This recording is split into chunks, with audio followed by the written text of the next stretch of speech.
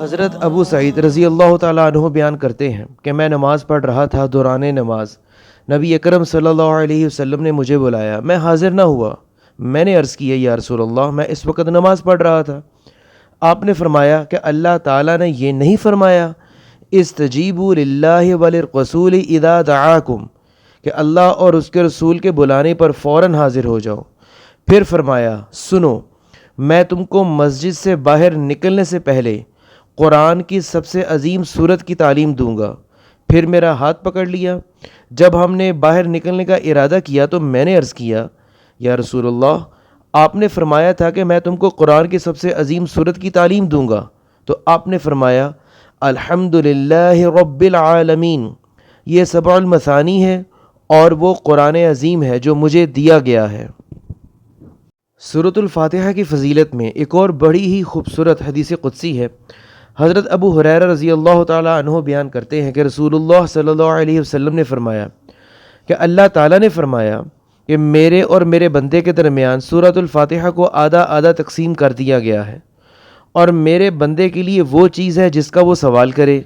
اور جب بندہ کہتا ہے الحمدللہ رب العالمین تو اللہ تعالیٰ فرماتا ہے میرے بندے نے میری حمد کی۔ اور جب وہ کہتا ہے الرحمن الرحیم تو اللہ تعالیٰ فرماتا ہے کہ میرے بندے نے میری ثنا کی۔ اور جب وہ کہتا ہے مالک یوم الدین تو اللہ فرماتا ہے کہ میرے بندے نے میری تعظیم کی۔ اور ایک بار فرمایا کہ میرے بندے نے خود کو میرے سپرد کر دیا۔ اور جب وہ کہتا ہے ایاک نعبد و ایاک نستعین تو اللہ فرماتا ہے کہ یہ میرے اور میرے بندے کے درمیان ہے، اور میرے بندے کے لیے وہ ہے جس کا وہ سوال کرے۔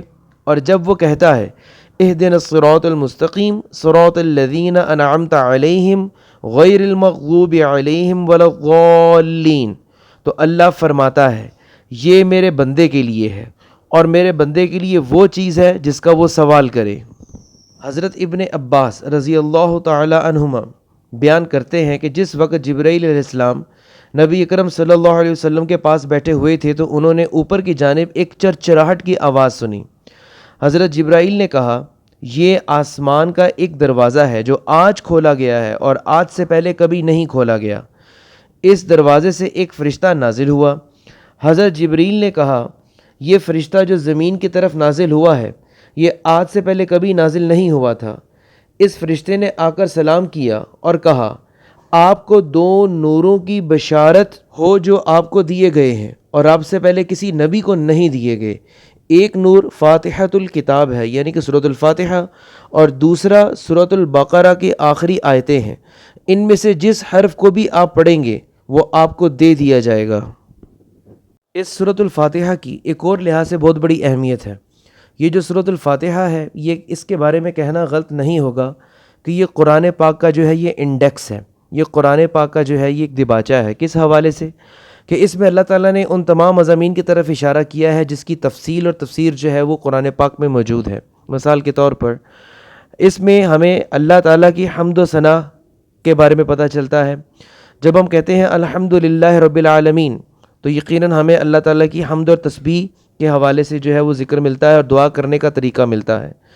اور اسی طرح مخلوق اور اللہ تعالیٰ کا تعلق یہ کہ ممدوح اللہ تعالیٰ کی ذات ہے اور مخلوق کے لیے جو ہے وہ اس کی حمد بیان کرنا ہے۔ اس چیز کے بارے میں بھی ہمیں پتہ چلتا ہے، اور اللہ تعالیٰ کی شان ربوبیت کا بیان بھی ہمیں پہلی ہی آیت میں پتہ چل جاتا ہے۔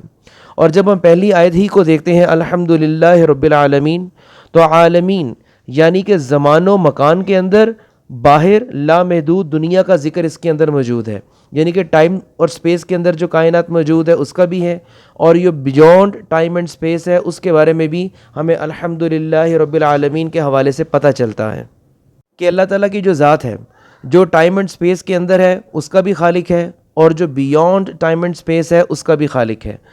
اسی طرح اللہ تعالیٰ کی شان کے حوالے سے ہمیں پتہ چلتا ہے کہ وہ اول ہے، آخر ہے، ظاہر ہے، باطن ہے، اور رحمت کا ادراک اللہ تعالیٰ کی اس آیت سورۃ الفاتحہ سے پتہ چلتا ہے جب ہم پڑھتے ہیں الرحمن الرحیم۔ اور جب ہم مالک یوم الدین کہتے ہیں تو اس کا سیدھا سیدھا اشارہ جو ہے وہ قیامت کی حقیقت کی طرف ہے کہ انسان کی زندگی جو ہے یہ عارضی زندگی ہے، اور اس نے جو اپنا حساب کتاب کے لیے کھڑا ہونا ہے مرنے کے بعد دوبارہ جی اٹھنے کے لیے، اور وہ میدان حشر جو ہے اس کی کیفیت کا پتہ چلتا ہے۔ اور جب اللہ کہتا ہے مالک یوم الدین تو پتہ چلتا ہے کہ یہ فیصلے کا کوئی دن ہے، حساب کتاب کا کوئی دن ہے، جہاں جنت اور دوزخ کے مقامات کا ذکر کرنا ہے۔ اور جب ہم بات کرتے ہیں ایاک نعبد و ایاک نستعین کی، تو اس سے دعا کرنے والے بندے اور جواب دینے والے رب کے باہمی تعلق کا تصور پیدا ہوتا ہے، اور اس چیز کا کہ اللہ تعالیٰ کی ذات پر ہی بھروسہ کیا جائے، اور اس چیز کا کہ ہر طرح کی جو رہنمائی ہے وہ اللہ ہی کی طرف سے مل سکتی ہے، اور یہ احساس کہ اللہ تعالیٰ حاضر و ناظر ہے، دعائیں سنتا ہے، اٹھے ہوئے ہاتھوں کو دیکھنا اور دعاؤں کا جواب دینا اس کو بہت محبوب ہے۔ ہدایت اللہ تعالیٰ ہی کے فضل سے ہے، وہی ہدایت بخشنے والا ہے۔ ہدایت کے لیے اللہ تعالیٰ سے التجا کی طرف جو ہے وہ رغبت دی گئی ہے۔ صراط مستقیم پر چلنے کی تمنا اور جد و جہد کی طرف رغبت جو ہے ہمیں سورۃ الفاتحہ میں ملتی ہے۔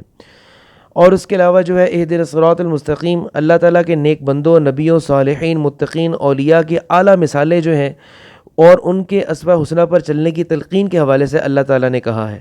ماضی، حال اور مستقبل کے انعام یافتہ حضرات کی رہنما حیثیت کا بیان اور ان سے تعلق قائم کرنے کے فضیلت کا ہمیں اس سورۃ الفاتحہ سے اندازہ ہوتا ہے، اور اس کے ساتھ ساتھ کہ اللہ تعالیٰ کی ناراضگی کا بھی ذکر ہے ایسے لوگوں کے اوپر، اور ہمیں انڈائریکٹلی یہ کہا گیا ہے کہ آپ نے وہ راستہ اختیار نہیں کرنا جن پر اللہ تعالیٰ جو ہے وہ ناراض ہے۔